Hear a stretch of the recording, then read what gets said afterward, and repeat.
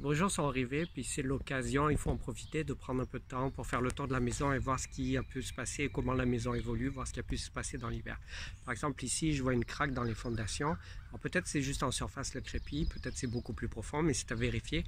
Vous pouvez aussi regarder l'état de vos gouttières. Vous voulez faire attention à ce qu'elles ne soient pas bouchées pour enlever toutes les feuilles ou tout ce qu'il peut y avoir pour prévoir en cas de forte pluie pour que ça ne fasse pas de déversement et que ça n'aille pas justement à la base des fondations. Vous voulez éviter toute fissure pour éviter les infiltrations d'eau, donc à faire réparer. Parce qu'au sous-sol, vous ne voulez pas que l'eau rentre et on sait tous les problèmes qui s'en suivent. Une autre chose assez importante à vérifier, c'est l'état du toit. Donc en plus de vérifier que les gouttières ne soient pas obstruées, est-ce que sur le toit, selon le revêtement, est-ce qu'il y a des bosses qui ont apparu, est-ce qu'il y a des feuilles qui obstruent les ventes d'évacuation des eaux de pluie? Donc c'est le temps de regarder là qu'il fait beau pour voir si tout est correct sur le toit.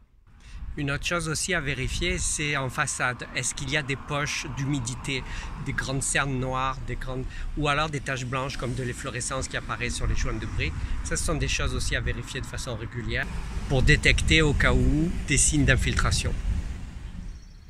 Autre chose à vérifier, les sorties de sécheuses souvent obstruées par la charpie comme ici. Alors, c'est bien important de nettoyer. Ici, c'est pas complètement obstrué, c'est juste un tout petit peu, mais ça arrive parfois en inspection de voir que c'est complètement plein, c'est complètement bouché. Et ça, c'est vraiment dangereux parce que la chaleur s'accumule et ça peut déclarer. En fait, c'est ça qui déclenche un incendie de la sécheuse. Donc, parlez-en à votre assurance pour vérifier. Donc, je vous encourage à nettoyer régulièrement, là que c'est les beaux jours avec le printemps, la sortie de sécheuse.